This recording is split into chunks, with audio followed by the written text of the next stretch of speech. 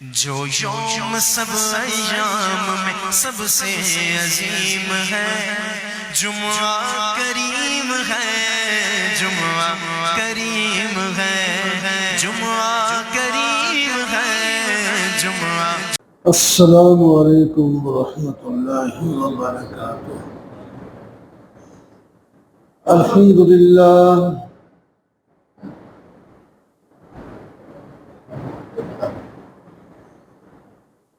الحمدللہ وکفى والصلاة والسلام على سید الرسل وخاتم الانبیاء،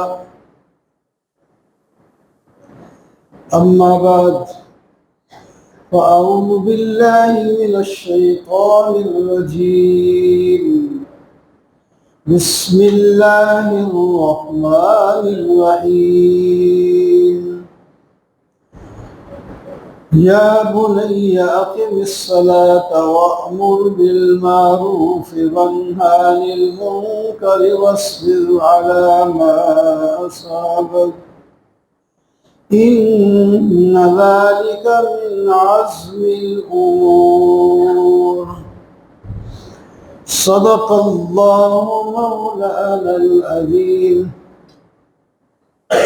اللهم صل على سيدنا ومولانا محمد وعلى آل سيدنا ومولانا محمد وبارك وسلم۔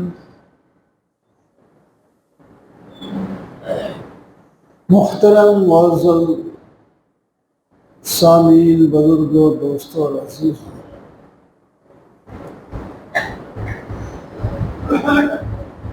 حج کا موسم ہے۔ ابھی آپ حج ہی کے بارے میں گفتگو سماعت فرما رہے تھے۔ حج اسلام کا بنیادی رکن ہے اور ایک عاشقانہ فعل ہے۔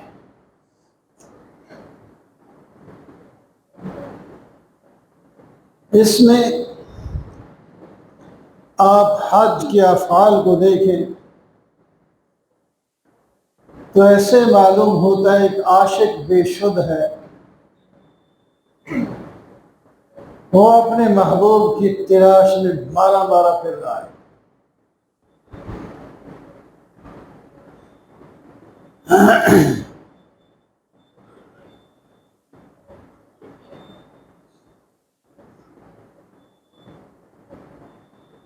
آج کل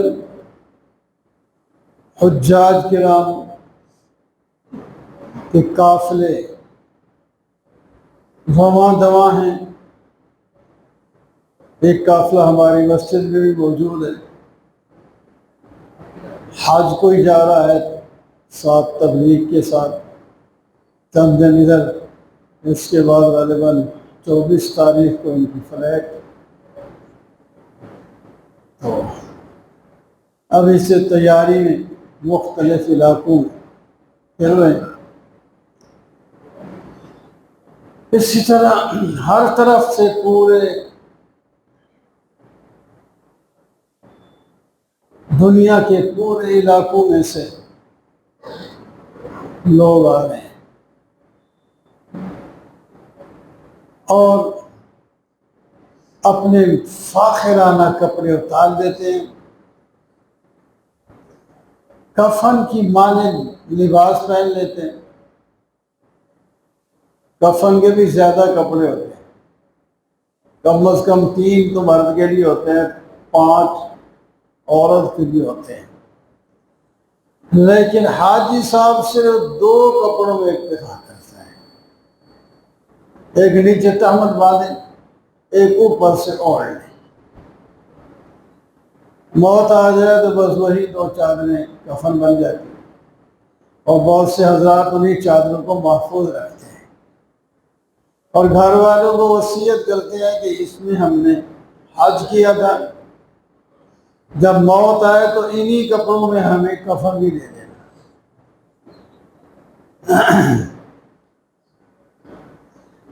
تو جا کر سب سے پہلے ایک گھر کے باہر جو مسجد کے اندر ہے جس کا نام بیت اللہ ہے، سب سے پہلے عبادت خانہ ان اول وضع للناس الذی ببکۃ مبارکہ، یہ سب سے پہلا گھر ہے۔ وہاں پہنچتے ہیں، اپنا سامان اپنی جگہ پہ رکھتے ہیں اور وہاں پہنچتے ہیں۔ پھر صرف گھومنا ہوتا ہے، گھومنا بظاہر تو کوئی عبادت نہیں ہے، باہر سے صرف چکر لگا رہے ہیں، ساتھ تو ایک طواف ہو جائے، پھر صحیح کریں گے پہاڑوں کے درمیان، وہاں وہ بیت اللہ بھی ایک طرف ہو جائے گا، اور دیوانہ وار لبیک اللہم لبیک کی صدائیں آ رہی ہیں۔ اللہ تعالیٰ فرماتے ہیں عاشق تو نے اپنے عاشقانہ کردار کو ادا کیا ہے تو ہم بھی آپ پر رحمت کریں گے۔ حدیث پاک میں آتا ہے جو آدمی طواف کرتا ہے، صرف طواف کرنے پر اس کو 60 رحمتیں ملتی ہیں، روزانہ 120 غالباً رحمتیں کعبۃ اللہ پر برستی، ان میں سے 60 رحمتیں تو صرف طواف کرنے والوں کو ملتی ہیں، اور 40 رحمتیں نماز پڑھنے والوں کو ملتی ہیں، اور حج اس سے بھی زیادہ رحمتوں کا مستحق ہے، اور 20 رحمتیں ان کو ملتی ہیں جو صرف کعبۃ اللہ کو دیکھ رہا ہے، کوئی کام نہیں کر رہا، تھک گیا ہے بیٹھ گیا، یا ابھی باہر سے آیا تھک کے طواف کرتا ہوں لیکن ابھی کعبۃ اللہ کو دیکھتا رہوں، تو کم صرف دیکھنے پر بھی 20 رحمتیں اس کو ملتی ہیں۔ ایسا ہی عجیب فعل ہے، کوئی مکان ایسا نہیں جس کو دیکھنے سے اتنا ثواب نہیں۔ یہ کعبۃ اللہ ہے، اس کو دیکھنے سے بھی ثواب ملتا ہے، صرف دیکھ۔ اس واسطے چاہیے کہ وہاں لوگ جو بیٹھتے ہیں تھک جاتے ہیں تو بجائے اس کے جو وہاں باتوں میں مصروف رہیں، وہ کم از کم بیت اللہ پر اپنی نظر جمائے رکھیں۔ اور ایک حدیث میں پہلی نظر جب پڑتی ہے تو جو دعا کرتا ہے اللہ تعالیٰ قبول فرماتا ہے۔ اس واسطے پہلی نظر 1 سیکنڈ مگنڈ کی نہیں ہوتی، یوں ہی دیکھتا ہے تو دیکھتا ہے، 15 منٹ لگ جائے، گھنٹہ لگ جائے، وہ پہلی نظر رہے، اس میں جتنی دعائیں کرے کرتا رہے۔ نظر کی طرف جب توجہ کرے تو پھر وہ بندہ آنکھیں جھپکانے لگتا ہے، صرف دعا کی طرف توجہ ہو تو آنکھ وہی رہ جائے، پھر جھپکے گی نہیں، بس دیکھی جائے، دعائیں ساتھ مانگتا رہے، نہ بھی دعا مانگ رحمتیں پھر بھی ملتی رہے گی۔ ایسا عجیب عمل ہے۔ پھر اس بیت اللہ کو جہاں اتنی رحمتیں مل رہی، پھر حکم ہو گیا اس کو بھی چھوڑ دو، چلو جنگل کی طرف نکل جاؤ، پھر پہاڑوں میں پھر رہے، سڑکوں میں پھر رہے، یہاں تک کہ عرفات میں جائیں گے۔ اب تو وہاں بھی رونق ہو گئی ہے، درخت لگ گئے، کچھ گھر بڑھ گیا، آبادی، پہلے تو کوئی شے بھی نہیں ہوتی تھی۔ اس واسطے مکہ کے سردار مزدلفہ سے واپس آ جاتے تھے کہ وہ گھر کون جائے، یہ نہیں جاتے تھے۔ تو بہرحال یہ حج پھر عمر بھر میں ایک دفعہ فرض ہوتا ہے، ہر سال کوئی کرے تو بے شک کرتا رہے، لیکن ساری عمر میں ایک، وہ بھی اس پر جس کے پاس زاد راحلہ، اپنا خرچہ، گھر والوں کا خرچہ، اس کے پاس ہو ان کو بھی دے کے جائے، اتنا مال اس کے پاس ہو تو پھر جائے، مانا نہیں، فرض نہیں۔ تو بہرحال بزرگوں، حج قسمت والے جا رہے ہیں۔ بہت سے لوگوں نے درخواستیں دی، جن کی قسمت میں تھا ان کی قبول ہو گئی، جن کی قسمت میں نہیں تھا قبول نہیں ہوگی، پھر سے ہی وہ آس میں لگے رہیں گے۔ تو بہرحال حج نیک عمل ہے، اس کے بڑے فضائل ہیں۔ آپ صلی اللہ علیہ وسلم نے فرمایا جب آدمی حج سے واپس آتا ہے تو دو چیزوں سے اللہ تعالیٰ اس کو نواز دیتے ہیں۔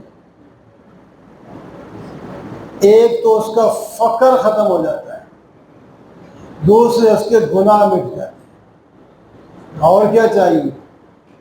آدمی زندگی بھر کی کمائی، بعض غریب لوگ ہوتے ہیں پیسہ جوڑتے ہیں، پھر کہیں موقع ملتا ہے، لیکن کوئی بھی غریب آدمی حج کر کے جب آئے گا کبھی یہ نہیں کہے گا کہ میں نے ساری جمع پوجی حج میں لگا دی تھی اب میں غریب ہو گیا، بلکہ اللہ تعالیٰ اس کو دے دیتے ہیں، پہلے سے اچھی زندگی اس کو دے دیتے ہیں، پہلے سے اچھی۔ اللہ تو فقر ختم، گناہ ختم، نیت ٹھیک ہو۔ یہ بات نیت کی ہو رہی تھی، پہلے آپ واقعات سن رہے تھے۔ نیت کو ٹھیک کرنا تو انسان کے اپنے بس کی بات ہے نا، وہ ٹھیک کرے۔ تو اللہ تعالیٰ ہم سب کو حج نصیب فرمائے۔ کسی کو اس سال کی تو اگلے سال کی ضرورت ہے، ایک دفعہ سارے تو نہیں چلے جاتے۔ ابھی کچھ عمرہ کر کے آئے جا رہے ہیں، حج کرنے جا رہے ہیں، عمرے کر کے آ رہے ہیں، تو وہ گھر بھی آباد ہے، لوگ بھی آباد ہیں۔ تو میرے دوستو، بات میرا موضوع تو اور تھا، حضرت لقمان کی نصیحتیں جو قرآن پاک میں اللہ تعالیٰ نے بیان کی ہیں، وہ کئی جملوں سے بیان ہو رہی تھی، آیت میں نے وہی پڑھی ہے۔ تو اس میں بھی پچھلے جملے نماز کے بارے میں، یا بنی اقم الصلاۃ، نماز قائم کریں۔ نماز کے بارے میں بھی بات کافی ہو گئی اور بہت اس کے فضائل ہیں، عام لوگ بھی جانتے ہیں۔ وَأْمُرْ بِالْمَعْرُوفِ وَانْهَ عَنِ الْمُنْکَرِ، اور نیکی کا حکم دے اور برائی سے روکے۔ یہ بھی نصیحت کی، اپنے بچے کو اللہ کو پسند آئی قرآن بنا کے بھیج دیا۔ امر بالمعروف، نیکی کا حکم دو لوگوں کو اور برائی سے روکو۔ آگے حکم دینے کا جو بھی طریقہ تمہیں میسر ہے، برائی سے روکنے کا بھی جو طریقہ آپ کے پاس میسر ہے اس طرح روکیں۔ آپ صلی اللہ علیہ وسلم نے فرمایا من رأى منکم منکرا فلیغیرہ بیدہ، جو تم میں سے کوئی برائی دیکھے تو اس کو چاہیے کہ ہاتھ کے ساتھ اس کو تبدیل کر دینا چاہیے، ختم کر کے نیکی رائج کر دیں۔ جو ہاتھ سے نہیں کر سکتا تو زبان سے تو روکے، اگر زبان سے بھی روکنے میں اسے خطرہ محسوس ہے، کچھ لوگ تو خطرے کو کی پرواہ نہیں کرتے، لیکن چلو شریعت میں ہے، چلو تمہیں جان کا خطرہ ہے تو پھر ٹھیک ہے، نہیں بھی زبان سے کہہ سکتے تو کم از کم برائی کو دل سے تو برا سمجھو، یہ آخری درجہ ہے اس کا۔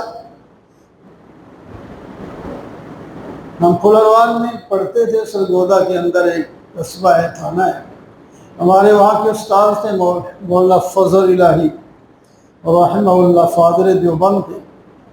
انہوں نے ہمیں واقعہ سنایا کہ بغداد میں ایک عالم تھے، غالباً ابو الحسن نوری، انہوں نے کہا تھا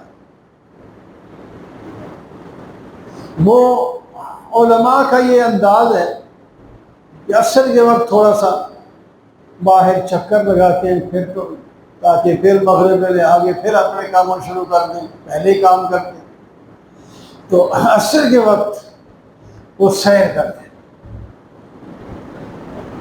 تو دریا کے کنارے سیر کو گئے تو دیکھا ایک بیڑا آ رہا ہے، کھڑے ہو گئے آدھے لوگ، ہاں جی، اس میں کچھ مٹکے رکھے ہوئے تھے۔ پوچھا یہ کیا ہے؟ بادشاہ کے لیے شراب لے آیا جا رہا ہے، بادشاہ کے لیے۔ اچھا، شراب حرام ہے؟ وہ بادشاہ کے لیے، مسلمان بادشاہ، اس کے لیے تو ڈنڈا ان کے پاس تھا،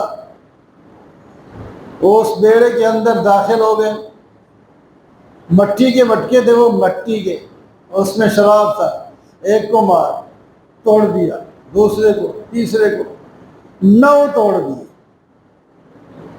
کسی کو ضرورت نہیں ہے کہ آخر بندے تو محروم ہونے کے لیے۔ اب ایک جب آدمی اللہ کا نام لے کر میدان میں کود پڑتا ہے تو اس کا مقابلہ کرنا کوئی آسان تھوڑی ہے۔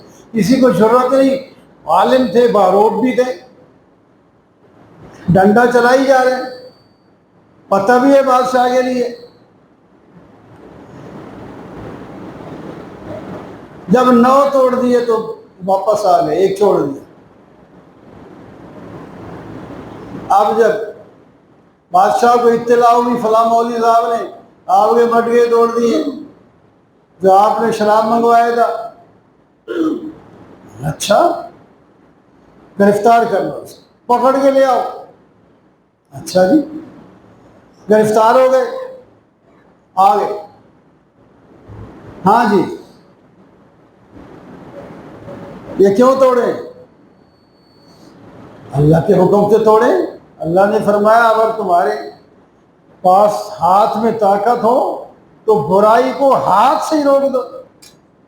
تو میرے پاس طاقت تھی، ڈنڈا میرے پاس تھا، تو میں نے پہلے جملے پر عمل کیا، توڑ دیا۔ اچھا، پھر تیار ہو جاؤ، سزا کے لیے تیار ہو جاؤ۔ اچھا، کہتے ہیں وہ تو میں اسی وقت ہی تیار تھا جس نے قرآن پاک میں حکم دیا ہے نیکی کا حکم دو، برائی سے روکو، کہ آگے وَاصْبِرْ عَلَىٰ مَا أَصَابَكَ، تمہیں تکلیف بھی آئے گی، اس پر صبر بھی کرنا ہے۔ تو میں صبر کروں گا، جو سزا دینا چاہتے ہو دے لو، میں کہیں بھاگ رہا ہوں؟ اچھا، جرأت مندی سے بات ہو رہی، سزا دینے کی تیاریاں بادشاہ کے دل میں اللہ نے پھر ڈال۔ ہاں جی، یہ بتاؤ 9 توڑے، 10واں کیوں نہیں توڑا؟ 10واں کیوں چھوڑ دیا؟ اس کی وجہ حکمت بتاؤ، کیا وجہ ہے؟ انہوں نے کہا ہم سارے کام اللہ کی رضا کے لیے کرتے، جب میں نے 9 توڑے اس وقت اللہ کی رضا مقصود تھی، اللہ کو راضی کرنے کے لیے۔ جب 10واں توڑنے لگا تو اچانک میرے دل میں یہ بات آ گئی، اول حسن آج تو تیرے بغداد میں چرچے ہو جائیں گے کہ اس نے مولوی نے بادشاہ کے مقابلے میں توڑ دی۔ تو میرے دل میں جب اپنی بات آ گئی تو میں نے چھوڑ دی۔ حضرت علی بھی ایک آدمی کے سینے پہ چڑھ گئے تھے، مشہور واقعہ ہے، تو اس نے جب تھوک دیا تو اتر آئے، نہیں مارا۔ کیوں؟ سوچتے کہ جب تھوک تو نے ڈالی ہے نا میرے میں، مجھے اپنی غیرت آ گئی، پہلے اللہ کے لیے تجھے مارا اور چھوڑ دے۔ تو بادشاہ نے کہا اچھا اللہ کے لیے کام کرتے ہو؟ ہاں جی۔ تو پھر یوں آپ کو ہم اپنے پورے ملک کا محتسب اعلیٰ مقرر کرتے ہیں، روکو ان بیماری ان کو جو ملک کے اندر برائیاں شروع ہیں۔ اب ایک آدمی اللہ کے لیے جب کام کرتا ہے تو اللہ تعالیٰ بھی مدد فرماتے ہیں۔ اللہ تعالیٰ خود قرآن پاک میں فرماتے ہیں وَلَيَنْصُرَنَّ اللَّهُ مَن يَنْصُرُهُ حَقًّا عَلَيْنَا نَصْرُ الْمُؤْمِنِينَ۔ جو اللہ کی مدد کرے اللہ اس کی مدد کرتے ہیں. تو اللہ کی مدد اللہ کے دین کی مدد ہوتی ہے. اللہ تعالیٰ فرماتا ہے مومنوں کی مدد کرنا گویا کہ مجھ پر لازم ہے. تو انہوں نے ہمت کی تو اللہ تعالیٰ نے کامیابی دی. سزا کے عہدہ ہی بول گیا، اکثر عہدہ مل گیا محتسب اعلیٰ کے، تو بڑا کیا عہدہ ہوتا ہے برائیوں کو روکنے کا. تو بہرحال میرے دوستوں، اب حضرت لقمان نے فرمایا کہ نماز پڑھو، نیکی کا حکم دو، برائی سے روکو، تکلیف پہنچے گی اس پر صبر کرو. اور قولی ھذا والحمد للہ.